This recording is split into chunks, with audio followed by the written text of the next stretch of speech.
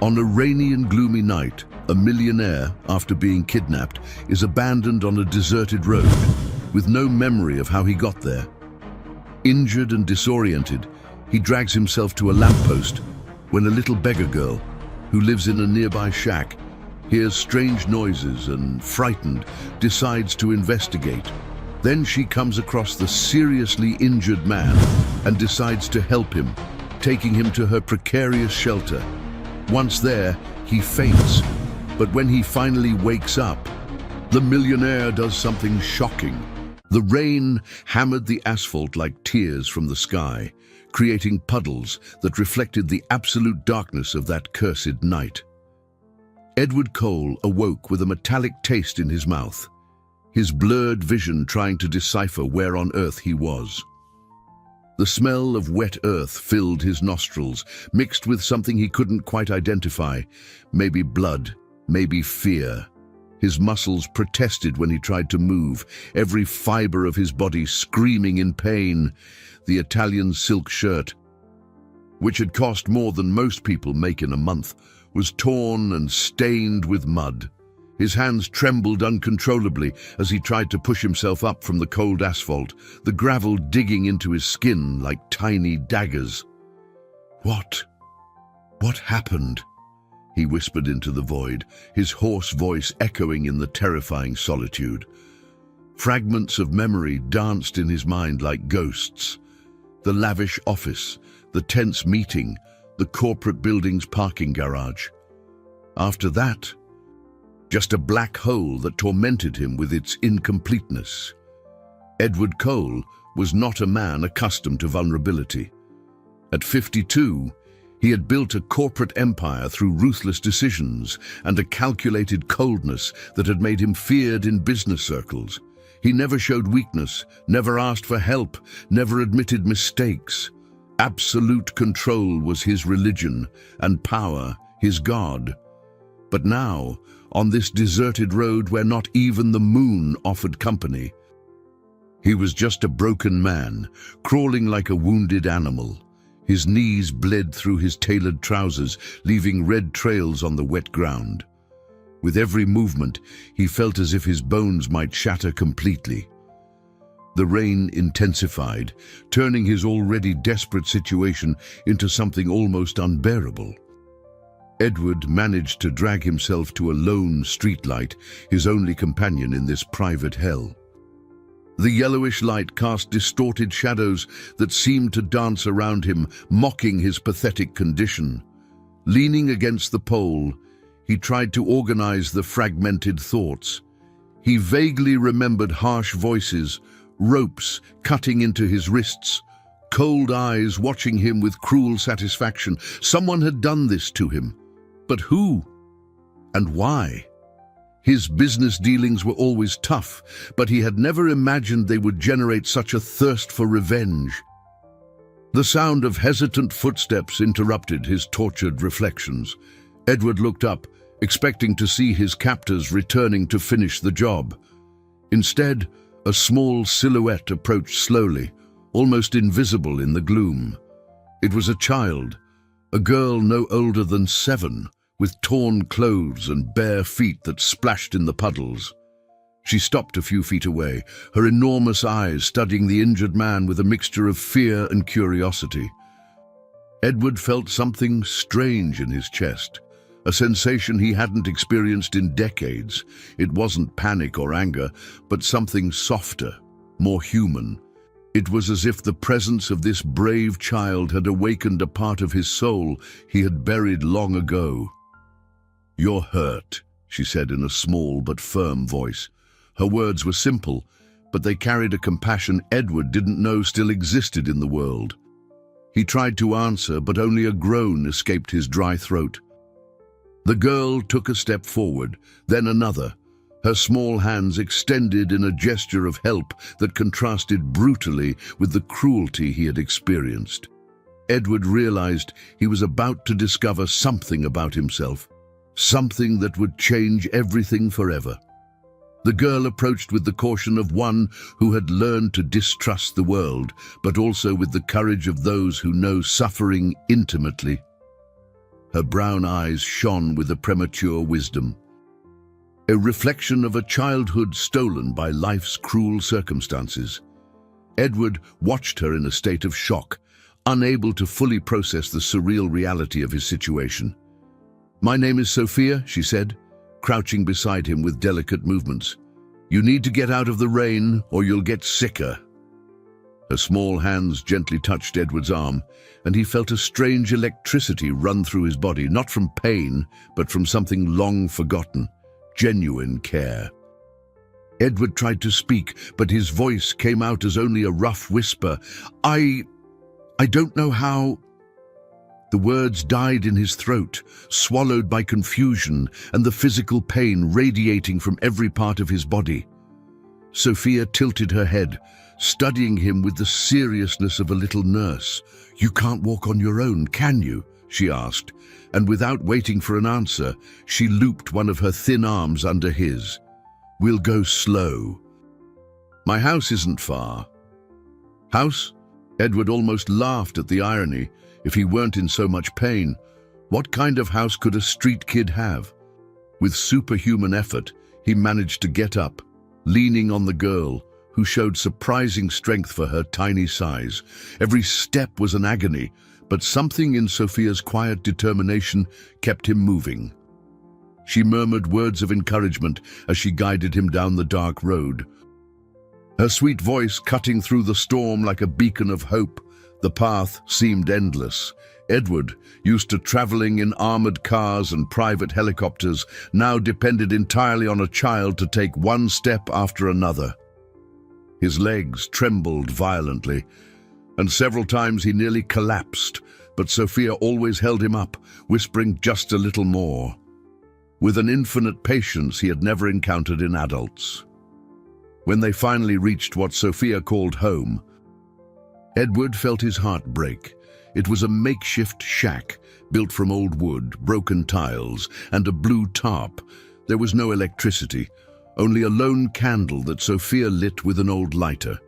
The floor was packed dirt, and the most luxurious piece of furniture was a wooden crate that served as a table. "Lie down here," Sophia said, pointing to a thin mattress on the floor, covered by a patched but clean sheet. Edward obeyed, his body finally surrendering to exhaustion. The girl disappeared for a few minutes and returned with a can of water and some torn rags. "This is going to sting a little," she warned, beginning to carefully clean the wounds on his face. Edward closed his eyes, not from the physical pain, but from the overwhelming emotional pain that hit him like a tsunami. When was the last time someone had cared for him like this? When was the last time someone had touched him with such tenderness? Sophia worked in silence, her small hands moving with surgical precision. Occasionally, she hummed a little tune Edward didn't recognize, perhaps a lullaby someone had sung to her in better times. The sound was mesmerizing, almost sacred in that environment of extreme poverty. "Why are you helping me?" Edward managed to ask, his voice broken with emotion. Sophia paused for a moment, considering the question seriously. "Because you need it," she answered simply, as if it were the most obvious thing in the world, "and because nobody should be alone when they're hurt." Her words were simple, but they carried a profound truth that Edward was just beginning to understand. As Sophia continued to care for him, Edward felt something inside him begin to crack, not from pain, but from a terrifying realization about who he had truly become. Edward awoke at dawn with a strange sense of peace he hadn't experienced in decades. The physical pain still pulsed through his body, but something had changed during the night. As he opened his eyes, he found Sophia sitting beside him, watching him with a maternal concern that seemed impossible for her age. "You had nightmares," she said softly, offering him a cup of lukewarm water. "You kept talking about numbers and contracts." Edward accepted the water, his hands still trembling slightly. The memory of the dreams gradually returned, nightmares where he faced the faces of all those he had wronged in his relentless climb to the top. "Sophia," he began, his voice still hoarse. "I need to ask you something." The girl tilted her head, waiting. "Where are your parents? You shouldn't be here alone."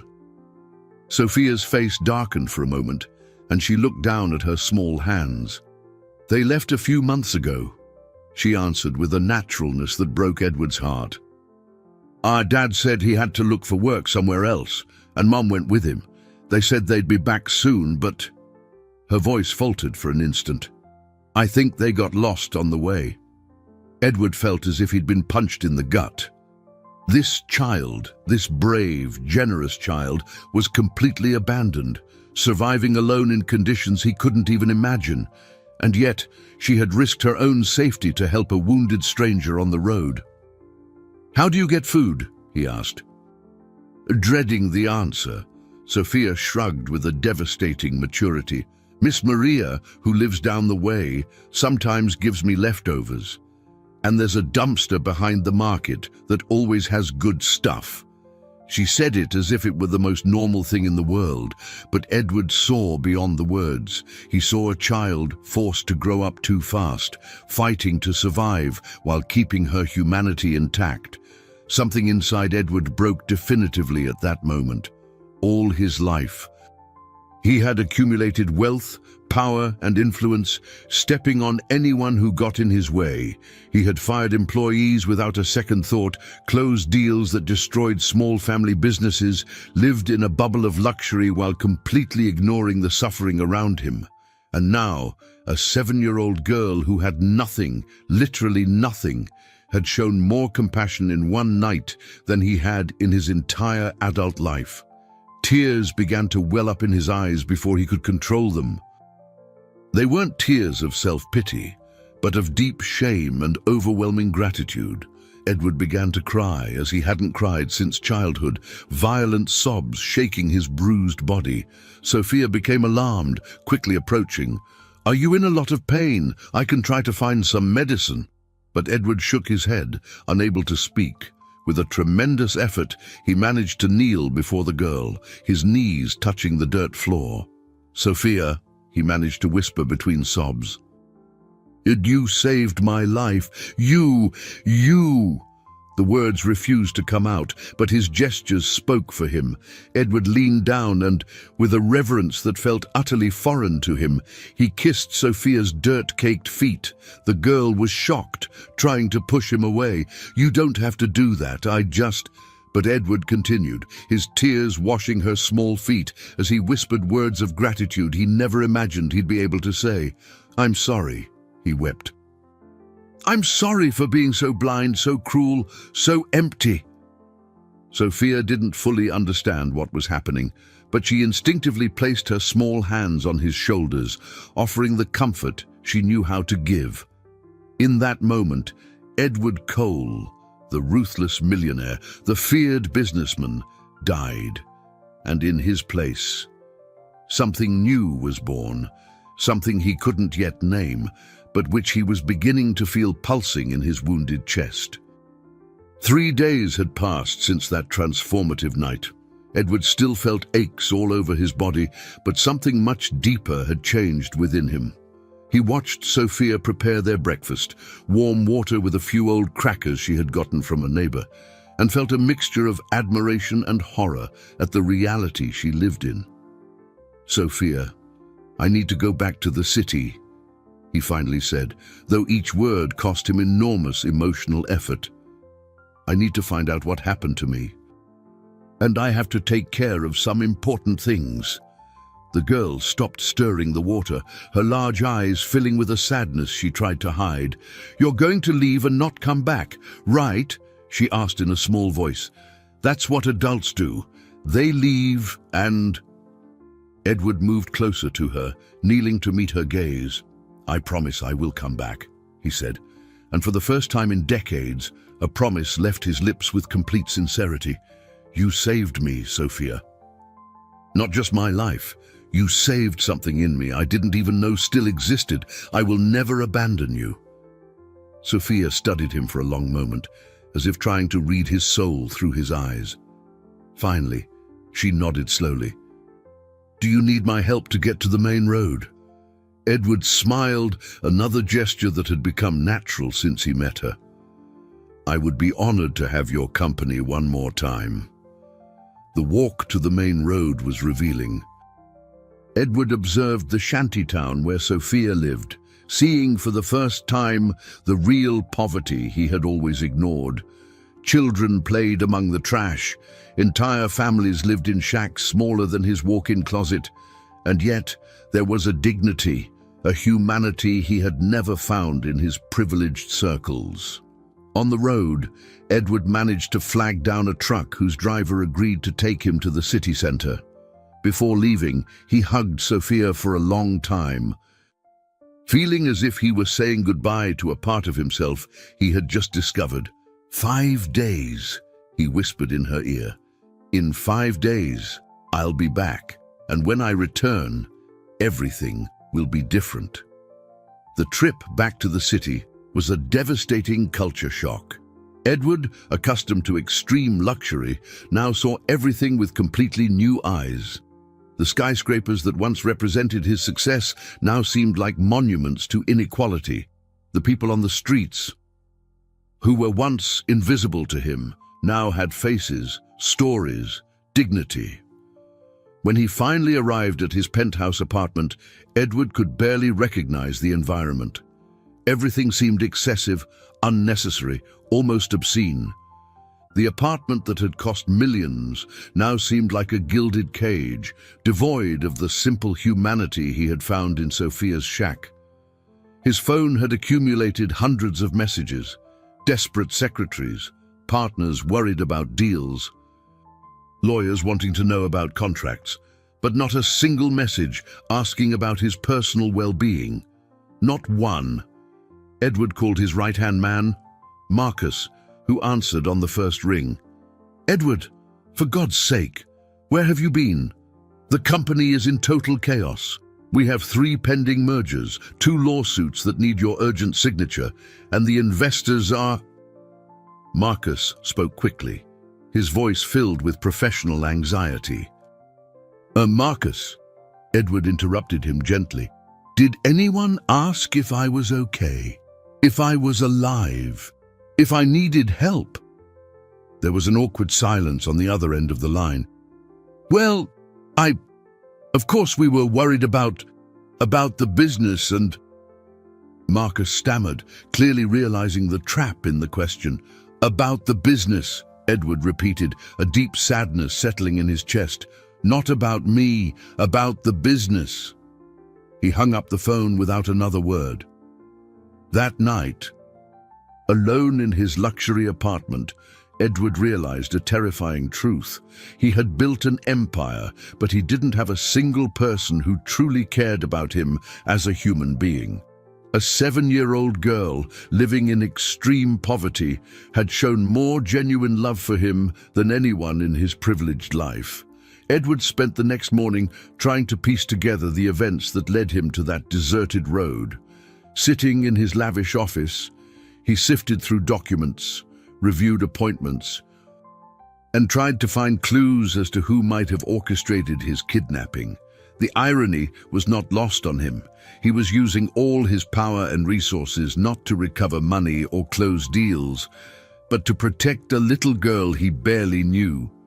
His fingers trembled as he dialed the number of Robert Davis, the private investigator he used for sensitive corporate investigations. Robert, I need you here immediately. It's urgent and confidential. While he waited, Edward looked out the panoramic window at the city stretching below. Before, that view made him feel like a king observing his kingdom. Now, all he could think about were how many Sophias existed down there, invisible to people like him. Robert arrived in 20 minutes, a middle-aged, discreet and efficient man. Mr. Cole, you look different. Are you okay? The simple question almost brought tears to Edward's eyes. When was the last time someone had noticed how he felt? Robert, I need you to investigate my own kidnapping, Edward said directly. Someone drugged me, took me to an isolated road and left me there to die. I need to know who and why." He described every detail he could remember, every painful fragment of memory. The detective took notes carefully. Any suspects? Business enemies? Deals gone wrong? Edward laughed bitterly. "Robert, my list of enemies is probably longer than the phone book. I spent 3 decades destroying anyone who stood in my way." The brutal honesty of his own words surprised him. Before, he would have called it efficient business strategy. While Robert began his investigations, Edward made a decision that would have been unthinkable a week ago. He took his car, not the armored limousine, but a simple vehicle, and drove back to the neighborhood where Sophia lived. He had promised 5 days, but he couldn't wait. The drive to the shantytown was an intense emotional journey. Edward watched the gradual changes in the urban landscape, from mirrored skyscrapers to wooden shacks, from opulence to basic necessity. Every mile made him question decades of choices and priorities. When he reached Sophia's shack, he found it empty. His heart pounded in panic. "Sophia!" he shouted, running through the narrow alleyways. An elderly woman, with patched but clean clothes, approached him. "Are you the man the little girl helped on the road?" she asked, her sharp eyes studying Edward. "I'm Miss Maria. Sophia told me about you." "Where is she? Is she okay?" Edward asked desperately. Miss Maria watched him for a long moment before answering. "Some men came looking for her last night, asking questions about an injured man she'd helped. Sophia got scared and hid at the neighbor's house." Edward's blood ran cold.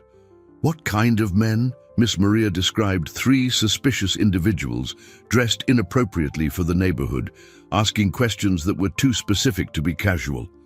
Edward felt a fury rising inside him, not the cold, calculating anger he knew, but something more primal and protective. Someone was threatening Sophia because of him. Whoever had kidnapped him had now found out about the girl who saved him. "Where can I find her?" Edward asked, his voice thick with urgency. Miss Maria hesitated. "First, answer me something. Do you really care about her, or are you just here out of guilt?" The question cut Edward like a blade. He looked directly into the old woman's eyes. "I love her as if she were my own daughter," he said, and for the first time in his life, he spoke about love without calculating gains or losses. "She saved me in a way you can't imagine." Miss Maria nodded slowly. "Then you need to get her out of here. Today." Miss Maria guided Edward through a labyrinth of alleys and lanes to a small but well-kept house at the end of the shantytown. There, hidden behind a makeshift curtain, was Sophia. When she saw Edward, her eyes lit up, but quickly filled with tears of relief and fear. "You came back," she whispered, running into his arms. Edward held her tightly, feeling as if he were holding the most precious thing in the world. "I was so scared. The men were asking about you, and Miss Maria said they seemed dangerous." "Sophia, look at me," Edward said, kneeling to be at her level. "I need to take you somewhere safe. I can't let anything happen to you because of me." The girl nodded seriously, but he could see the fear in her young eyes. "Where are we going?" she asked. Trusting him completely, Edward felt the weight of that trust like a sacred responsibility. "To my house first, until I find out who's trying to hurt us and deal with it for good." He turned to Miss Maria. "Thank you for looking after her. If you need anything at all." Edward wrote his number on a piece of paper. "Call me." The drive to Edward's apartment was tense. He constantly checked the rearview mirror, making sure they weren't being followed. Sophia, sitting beside him, looked at the city with wide-eyed wonder. This was the first time she had traveled beyond the borders of her neighborhood. "Wow," she whispered as they entered the luxurious building. The doorman gave the simply dressed girl an odd look, but Edward stared him down with a firmness that cut off any comment. In the elevator, Sophia held his hand tightly, clearly intimidated by the surroundings. When the apartment doors opened, Sophia's jaw dropped. This is where you live?" she asked, walking slowly through the immense living room. Edward watched her discover his world, seeing it through her eyes. The apartment that had always been a source of pride now seemed excessive and empty. "Sophia, I want you to feel at home here," Edward said softly. "This is your home now, for as long as you need." He led her to one of the guest rooms. "This can be your room. We can decorate it however you like." The girl gently touched the soft bed, as if it were made of crystal.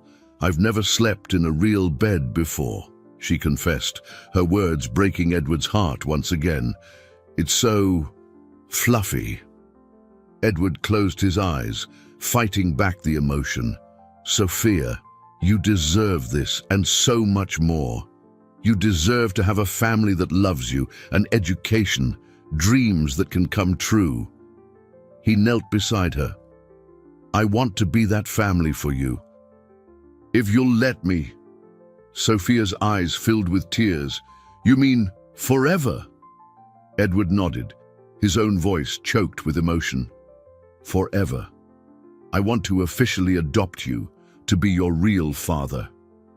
Sophia threw herself into his arms, crying with joy and relief. Edward held her, making a silent promise that she would never again experience need or fear. But the peace of the moment was shattered by the ringing of his phone. It was Robert, the detective. "Mr. Cole, I found something important about your kidnapping. I need to speak with you in person, but not over the phone. It's about Richard Fletcher." Edward felt the blood drain from his face. Richard Fletcher, his former partner, the man he had ruthlessly betrayed 5 years ago in a devastating corporate merger. A man who had lost everything because of Edward's cruel maneuvers. "Be here in an hour," Edward said, hanging up. He looked at Sophia, who was innocently playing with the TV remotes, and felt a mixture of protective love and absolute terror. Richard wasn't just vengeful. He was completely ruthless when provoked. Robert arrived at the apartment with a thick folder and a grim expression Edward recognized immediately. It was the face of someone bearing devastating bad news. Sophia was asleep in her new room, exhausted from the day's emotions, allowing the two men to talk in private. "Edward, what I'm about to tell you is going to be hard to hear," Robert began, opening the folder on the coffee table. "Richard Fletcher not only orchestrated your kidnapping, he's planning something much bigger, and the girl is at the center of it all." Edward felt as if the floor had disappeared from under him. "What do you mean, at the center of it all?" Robert pulled several photographs from the folder, images of Sophia walking through the shantytown, going in and out of the shack, helping Edward on the road. "Richard has had men watching you for months. They were there the night of the kidnapping, ready to document your death. But when Sophia showed up and saved you, it changed his entire plan." Robert played a recording on his phone. "I managed to intercept this from Richard's team." Richard's harsh voice echoed through the silent apartment. "Perfect. An innocent witness who can identify our men. Now we have two options. Eliminate her too, or use her as leverage. I choose the latter. Edward Cole will pay for everything he did to me, and he'll do it by watching someone innocent suffer first." Edward felt a primal fury explode in his chest, followed by an icy fear that paralyzed him. "Is he talking about kidnapping Sophia?" Robert nodded gravely. "There's more. Richard found out you brought the girl here. He's had men positioned in the building across the street for 2 hours. Edward ran to the window, and Robert followed. 3rd floor of the building opposite. 2 men with surveillance equipment. The reality of the situation hit Edward like a sledgehammer. Richard Fletcher had lost everything 5 years ago when Edward manipulated a corporate merger, using insider information and subtle blackmail to destroy Richard's company and absorb its assets. At the time, Edward had justified it as just business, but now he saw the pure cruelty of his actions. "Robert, I need to know exactly what Richard is planning," Edward said, his voice trembling with contained emotion. The detective pulled out more documents. "Based on the intercepts, he wants you to transfer your entire personal fortune, about $200 million, to offshore accounts. In return, he promises to leave the girl alone." Robert paused meaningfully. But there's a problem. Our sources indicate he has no intention of keeping his end of the bargain."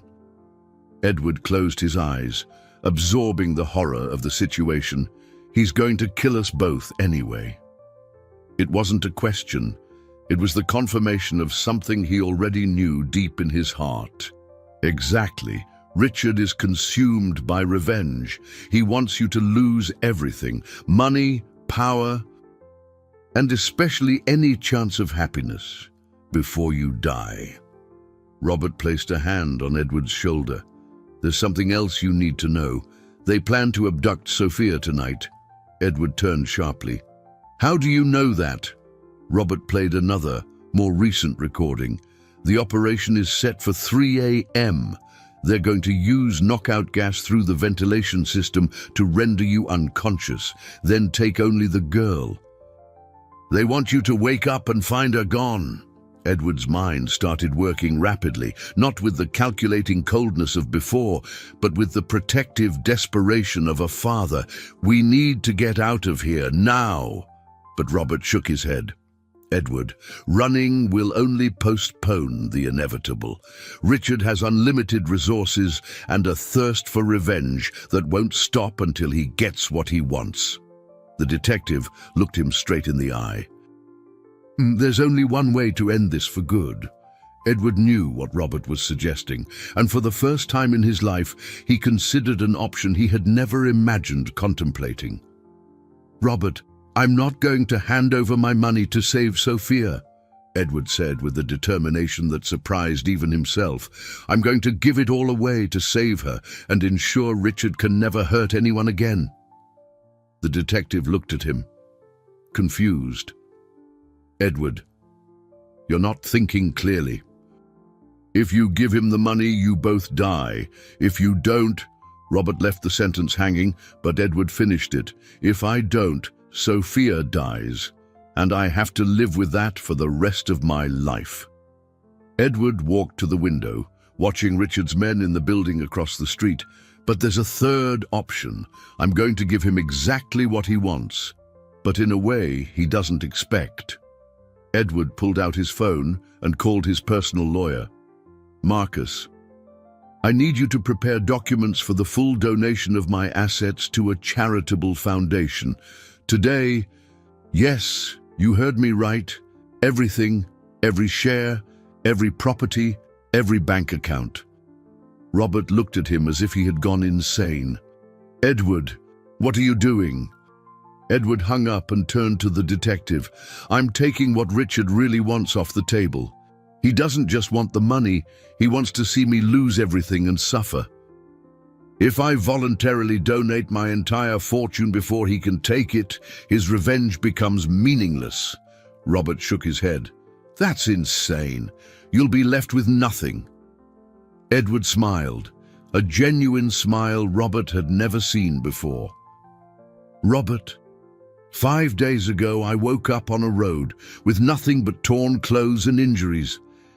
And that's where I found the most valuable thing in my life." He glanced toward the room where Sophia slept. "Richard can take my money, but he can't take my love for that girl."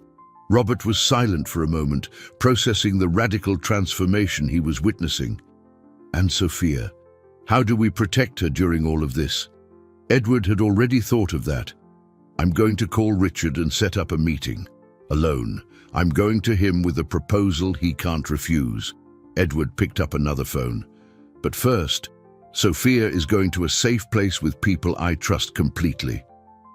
An hour later, Miss Maria arrived at the apartment with 2 of her adult sons, strong men who would clearly protect Sophia with their lives. Edward explained the situation and asked them to take Sophia to a cousin's farm out in the country, far from any danger. "But I don't want to leave you," Sophia protested when Edward explained that she had to go on a trip. "What if the bad men hurt you again?" Edward knelt before her, holding her small hands. "Sophia, remember when you saved me on the road? You were so brave, even when you were scared." She nodded. "Now I need to be brave like you were. I need to face the bad men so that you can be safe forever." Sophia hugged him tightly. "Promise you'll come back for me." Edward felt tears well up in his eyes. "I promise I will do everything in my power to come back. And if I can't, I want you to know that you changed my life completely. You taught me what it means to truly love." He kissed her forehead. "Now be brave one more time." After Sophia left with Miss Maria, Edward felt strangely at peace. He called the number Robert had provided, Richard Fletcher's direct line. "Richard," Edward said when the call was answered, "it's Edward Cole. I believe we have some unfinished business to discuss." There was a cold laugh on the other end of the line. "Edward, what a pleasure to finally speak with you. I hope you're enjoying your last days of freedom." Edward took a deep breath. "I want to make a deal. We meet tonight, and I'll settle our score once and for all." The abandoned warehouse at the industrial port was the location Richard had chosen for the meeting, a perfect setting for a reckoning 5 years in the making. Edward arrived alone, as agreed, his hands trembling not from fear, but from an explosive mixture of anger and determination. Richard Fletcher was unrecognizable.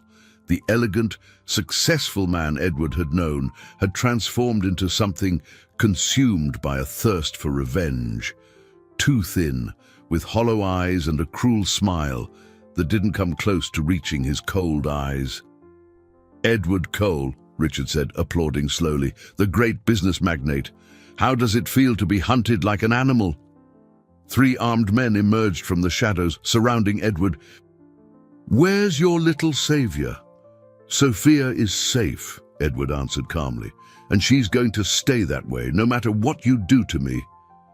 Richard laughed, a harsh sound that echoed through the empty warehouse. "Do you really think you have any control here? I've planned every detail of your destruction for 5 years." Richard began to circle Edward like a predator. "Do you remember Maria, Edward, my 16-year-old daughter?" Edward's blood ran cold. Maria. He vaguely remembered the name being mentioned during the negotiations that destroyed Richard's company.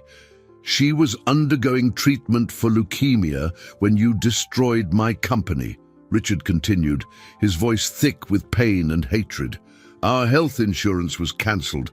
The treatment stopped. She died 6 months later, while you were celebrating your new acquisition." The weight of this revelation hit Edward like a freight train.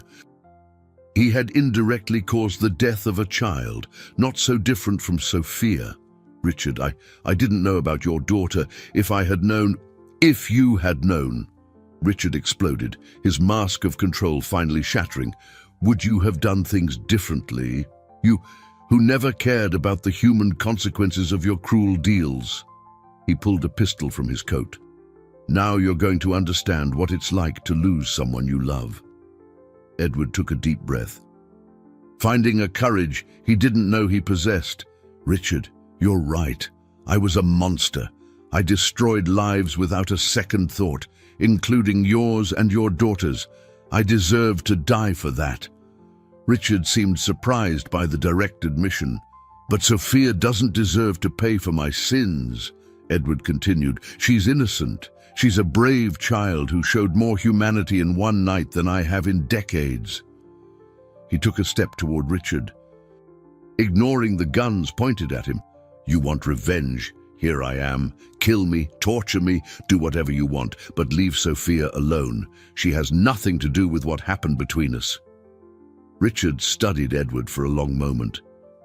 "Very moving, Edward, but it's not enough."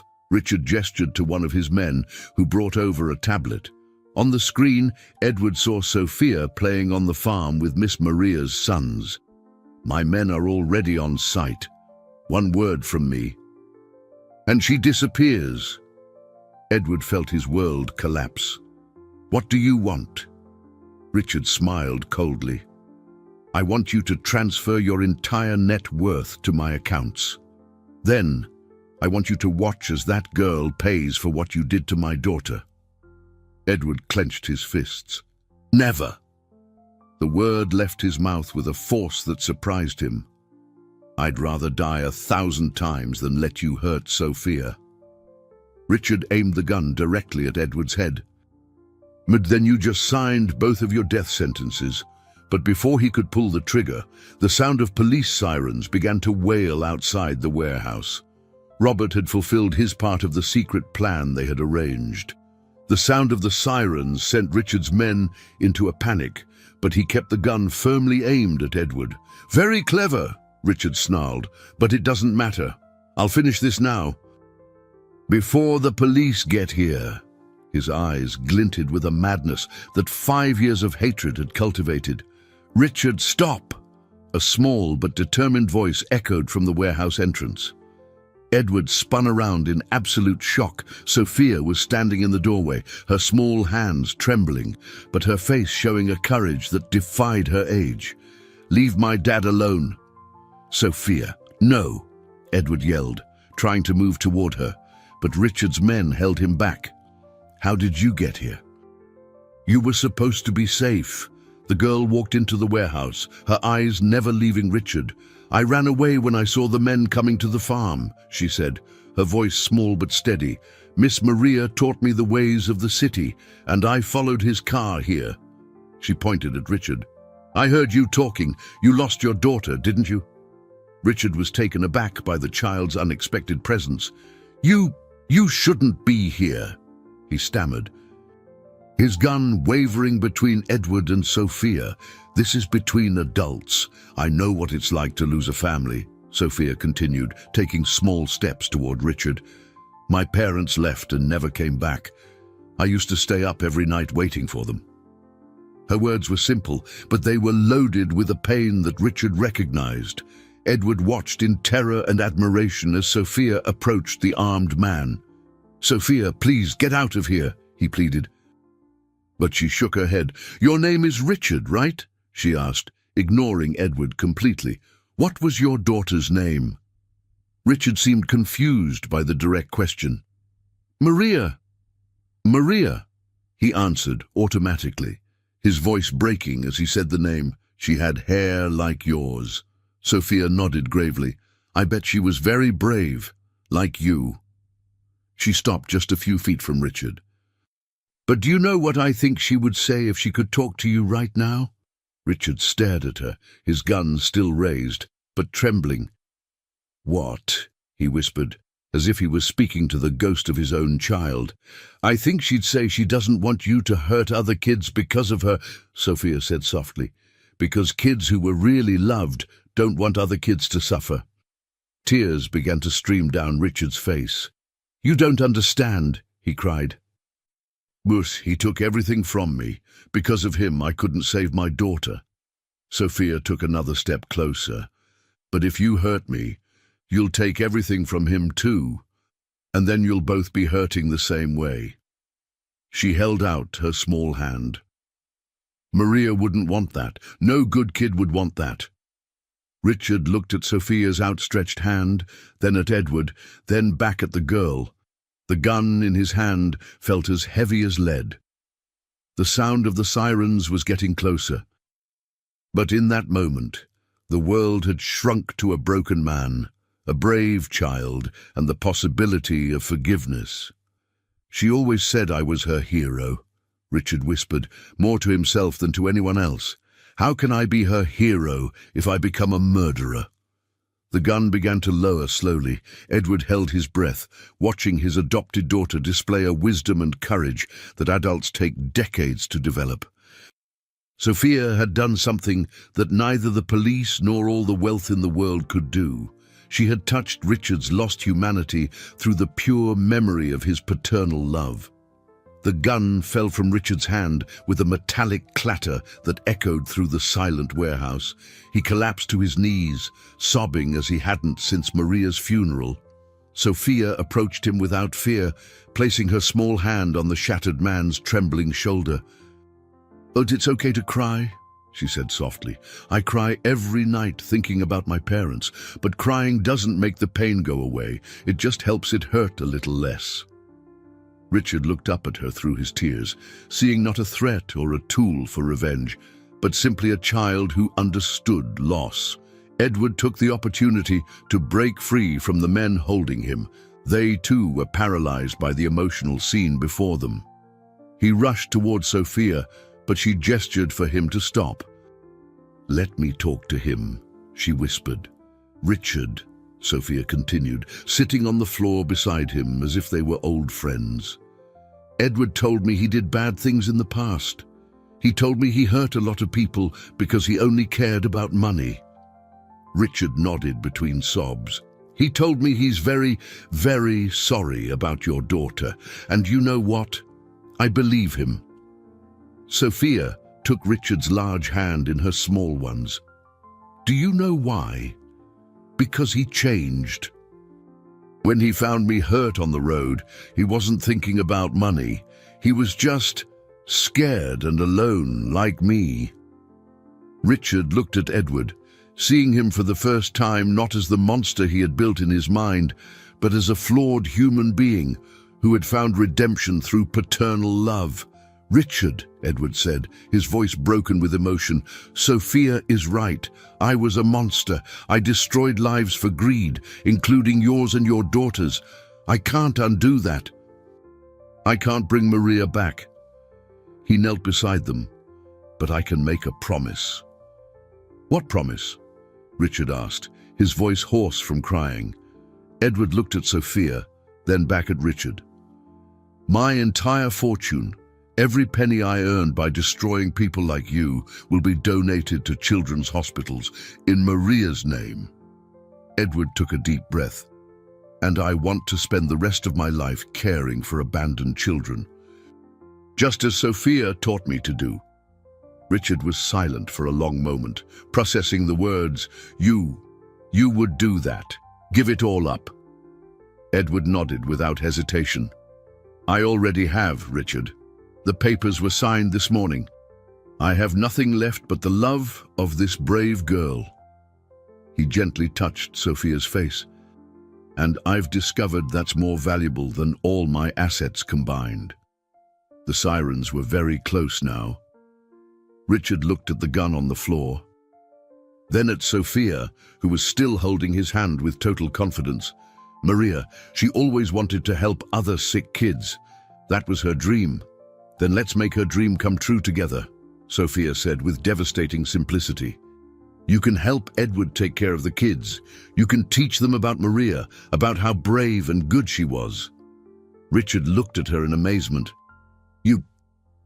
You would forgive me? After everything I did?" Sophia smiled, a pure smile that lit up the gloomy warehouse. "My dad Edward says that forgiving isn't about forgetting what happened. It's about choosing love instead of anger." She looked at Edward, who nodded proudly. "Maria would want you to choose love." When the police finally stormed the warehouse, they found a scene none of them expected. 2 men and a little girl sitting on the floor, talking about hope and second chances, while Richard's henchmen waited peacefully to surrender. 3 weeks after the confrontation in the warehouse, Edward found himself in a courtroom, not as a defendant, but as a key witness in a case that would change multiple lives forever. Sophia sat in the front row, wearing a simple but new dress, her eyes shining with pride as she watched the man she now officially called her father. Richard Fletcher had pleaded guilty to kidnapping and making threats, but something extraordinary had happened. Edward had asked the judge for clemency, proposing an alternative sentence that would benefit all parties involved. "Your Honor," Edward said, addressing the judge, "I would like to speak to the defendant's character." The prosecution looked confused. It was rare for victims to defend their attackers. Richard Fletcher is a man who lost everything because of my past actions. He lost his daughter, his company, his reason for living. Edward looked at Richard, who was sitting with his lawyers, and then at Sophia. But in recent weeks, he has shown genuine remorse and a sincere desire to honor his daughter's memory in a positive way. The judge leaned forward, intrigued. "What are you proposing, Mr. Cole?" Edward took a deep breath. "I am proposing that Richard Fletcher serve his sentence through specific community service, working at the children's center we are creating with my former fortune, working directly with abandoned children, honoring Maria's memory through concrete acts of love and care." Murmurs swept through the courtroom. Richard looked at Edward with tears in his eyes, clearly not expecting such generosity. Sophia stood up from her chair. "Can I speak?" "Your Honor?" she asked in her small but clear voice. The judge smiled gently. "Of course, dear. What is your name?" "Sophia Cole," she said proudly, using the surname she now officially carried. "I want to say something about Mr. Fletcher." She looked directly at the man who, weeks ago, had threatened her life. He lost his little girl, and it made his heart very hurt. Sometimes, when our hearts are hurt, we do bad things. Sophia spoke with a wisdom that silenced the entire courtroom, but I saw him cry, thinking about his little girl, and I saw him promise that he would help other kids. The judge was visibly moved. "And you believe he will keep that promise?" Sophia nodded with conviction. "Yes, because now he has a new family to help him remember what's important." She looked at Edward and then at Richard. "The three of us are going to take care of the kids together." Like a strange family, but a real family, the judge deliberated for only 15 minutes. When he returned, his decision was historic. Richard would be released on the condition that he complete 5 years of community service at the Children's Center with regular supervision and psychological counseling. After the hearing, the three of them met on the courthouse steps. Richard looked at Edward and Sophia, still processing the magnitude of the forgiveness he had received. "Edward, I don't know how to thank you. You've given me a second chance I don't deserve." Edward placed a hand on Richard's shoulder. "Richard, we all deserve a second chance. Sophia taught me that." He looked at the girl, who was smiling between the two men, and Maria would be proud to see her father helping other children. Sophia took both men's hands. "Now let's go home. We have a lot of work to do." She started walking, pulling the two transformed adults behind her. "Miss Maria said there are 15 kids waiting to meet our new family." As they walked together toward the center that would open the following week, Edward realized he had found something all his money could never buy: a true family built on forgiveness, love, and second chances. 6 months after the court's decision, the Maria Fletcher Hope Center was a vibrant reality, transforming lives daily. Edward woke up every morning at 6, no longer in a luxurious apartment, but in a simple house next to the center, where he could hear the laughter of the children who were now part of his extended family. Sophia had become the unofficial ambassador of the center, helping new children adjust with her unique blend of empathy and courage. On that particular morning, she was teaching two newly arrived sisters, 5-year-old Anna and 7-year-old Beatrice, how to plant flowers in the memorial garden they had created in honor of Maria. "Look," Sophia said, showing the girls how to dig small holes in the dirt. "When you plant with care, the flowers grow more beautiful. It's the same with people. When they get care, they grow stronger too." Edward watched from the window, still marveling at his daughter's natural wisdom. Richard arrived at 8 o'clock, as he did every day since his release. In the first few months, it had been difficult for him to earn the children's trust. After all, his face still bore the marks of the bitter years past. But Sophia had been his tireless advocate, introducing him as Uncle Richard, who lost his little girl and now wants to take care of us. "Good morning, everyone," Richard said, carrying a box of children's books he had bought with his first paycheck as an educator at the center. "I brought new books for the library." The children ran to see the books, and Edward noticed how Richard's face lit up with each child's smile. "Richard," Edward called, approaching the man who had become his friend, "I need to tell you something." They walked together to the simple office Edward had set up, a wooden desk, 2 chairs, and a photo of Sophia on the day of her official adoption. The Maria Fletcher Foundation received another significant donation today, Edward said, showing him a document. A businessman who heard our story decided to contribute $2 million. Richard looked at the paper, clearly moved. "Edward, do you realize what this means? We can expand, help more children." Edward smiled. "I'm already looking for a larger property. But there's something more important I want to talk to you about." Edward paused, choosing his words carefully. "Richard, would you like to be the official co-director of the center? Not just an employee, but my full partner in this project."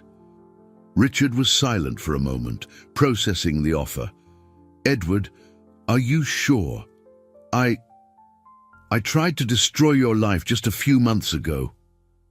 Edward placed a hand on his friend's shoulder.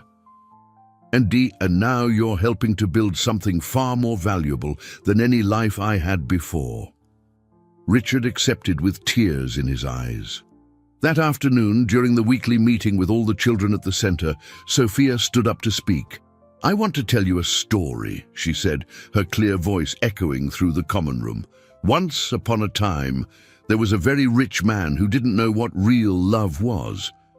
She told the story of how she met Edward on the road, how they became father and daughter, how Richard found a new way to honor his late daughter. The children listened, fascinated, some recognizing their own journeys in Sophia's narrative. "And do you know what the most important part of the story is?" Sophia asked at the end. "That when we choose love instead of anger, magical things happen. Families are born, hearts are healed, and lost children find a home." Edward and Richard exchanged an emotional glance. Both had been transformed by a brave little girl who proved that true love can blossom in the most unlikely of places and heal even the deepest wounds. A year after that transformative night on the road, Edward and Sophia returned to the place where it had all begun. The once dark and dangerous road was now well lit, with safe sidewalks and a small memorial garden they had planted on the exact spot where she had found him, injured and lost. "Do you remember when you found me here, Dad?" Sophia asked, holding Edward's hand tightly as they looked at the flowers that had grown vigorous and colorful. She now wore a cheerful yellow dress, new shoes, and a smile that radiated genuine happiness. "How could I ever forget?" Edward replied, kneeling beside her in front of the small memorial. "This is where my real life began. This is where I found my brave daughter, who taught me the true meaning of wealth." He gently touched one of the flowers. "Every one of these flowers represents a child who has found love at our center." Sophia counted the flowers carefully. 43 flowers, Dad. 43 children who now have a family." She paused, thoughtful. "And Uncle Richard planted 15 just this month in honor of Maria." Edward smiled, thinking of how completely Richard had been transformed. The man consumed by revenge now dedicated every day to honoring his daughter's memory through acts of love and care. He had become not only an exceptional educator, but a father figure to dozens of children who like Sophia once had lost everything. "Sophia," Edward said softly, "I want to ask you an important question." The girl looked at him with her large, attentive eyes. If you could go back in time and change everything, have your birth parents back, never have been in need, never have met me that night, would you?" Sophia considered the question with the seriousness she always applied to important matters. You know, Dad, I miss my parents, and I always will. But if I changed everything, you'd still be that sad man who only cared about money. Richard would still be full of anger. And all those kids at the center would still be alone and scared. She took both of Edward's hands in her small ones. Sometimes bad things have to happen so good things can grow. Like these flowers, they only grow because the soil was turned over first. Edward felt tears of gratitude well up in his eyes. You are the wisest person I know, my daughter. Sophia laughed, the sound pure and crystal clear, echoing in the quiet afternoon. I'm not wise, Dad. I just learned that when you choose love instead of fear, beautiful things happen. She stood up and held out her hand to him. Let's go home. Uncle Richard promised he'd make that chocolate cake all the kids love. As they walked back to the car, Edward glanced one last time at the memorial garden. The road that had once represented abandonment and despair now symbolized rebirth and hope. Sophia had transformed a place of tragedy into a sanctuary of love. In the car, as they drove back to the center that was now truly their home, Edward reflected on the extraordinary journey that had brought them here. He had started as an arrogant millionaire who measured success only in numbers and power. Now, he was simply a father who measured his wealth in children's smiles and heartfelt hugs. Dad, Sophia said sleepily, leaning her head on his shoulder, thank you for letting me save you that night. Edward kissed the top of her head. No, in thank you for showing me that the greatest strength in the world is selfless compassion, my little savior. And so, as the sun set over the city, an unconventional but deeply bonded family returned home, where 43 children awaited them with the certainty that true love can blossom in the most unlikely of places, when brave hearts choose hope over despair.